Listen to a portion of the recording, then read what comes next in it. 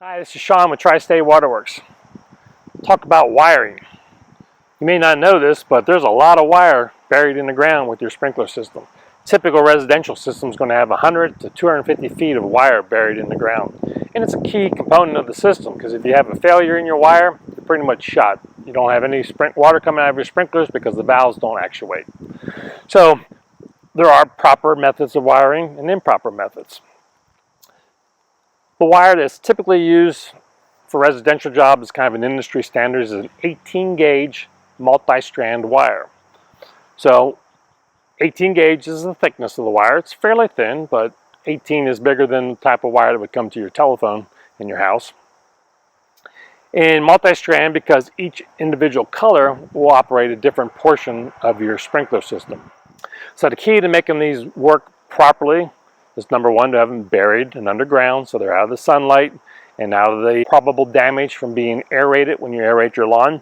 And aeration of lawn is usually 2 to 4 inches deep. So if this is buried 6 to 8 inches deep, you're protected. The key thing is making good wire splices. So we use these gel-filled wire caps. Inside this wire nut, it's often referred to, is a silicone gel. So as you push the wire down into that gel, it waterproofs around the wire. Wire nut twists the wire together, holds them together strongly. The gel inside keeps them from getting any moisture into them.